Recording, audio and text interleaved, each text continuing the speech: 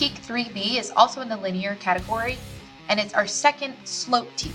This one is specifically called rate of change. It says that a student is expected to calculate the rate of change of a linear function represented tabularly, graphically, or algebraically in the context of mathematical and real-world problems. Now, this is really similar to the first slope teak that we have because rate of change is just the real-world version of talking about a slope. How is the graph or the function changing from one unit to the next? That's the rate of change. It's our per word, miles per hour, cost per t-shirt. All of those things are talking about our rate of change or our slope. So we're still going to use the same information from the last video about slope. If you want to go back and watch that. Specifically this slope formula, m equals y2 minus y1 over x2 minus x1. So we might see questions that look like this. It says the graph shows the linear relationship between the maximum area in square feet that can be painted and the number of gallons of paint used. So here's the area painted and the number of gallons of paint. So with about 1 gallon of paint, we can paint about 400 feet. Cool.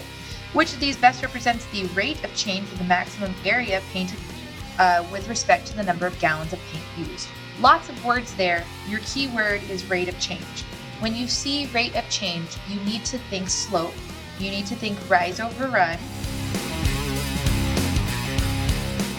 And you need to think y2 minus y1 equals x2 minus x1. So what we would do is we'd come over to our graph and we'd find 2 good points. Good points means they go through like the corner pieces so I can tell exactly where they exist.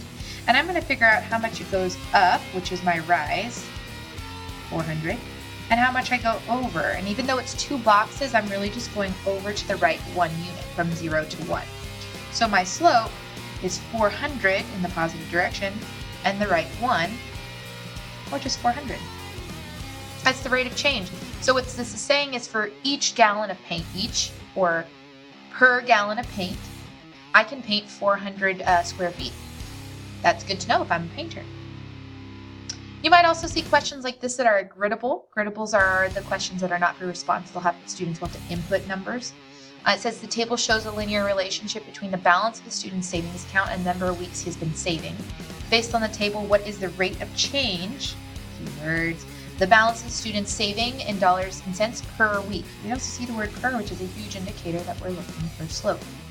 Now, we want to use our slope formula. Oh, that's a highlighter. Let's use a pencil. Which is m equal to y2 minus y1 over x2 minus x1. Here's the first y and second y. Sorry, x, and the first y and second y. Well, that's 39 minus 2, minus 32, and 1 minus 0. 39 minus 32, that's 7. 1 minus 0 is 1, so my slope here is 7. Now with a griddable, you can bubble in the plus, but you don't have to. You don't have to bubble in the plus sign, but you can. It's fun. If it is a negative number, though, on a griddable, you do have to bubble it in. So remember, slope and rate of change are very similar, and we have a formula for slope on our formula chart, which means we have a formula for rate of change. As always, remember, we empower, we impact, we love, we are Skeeter Nation.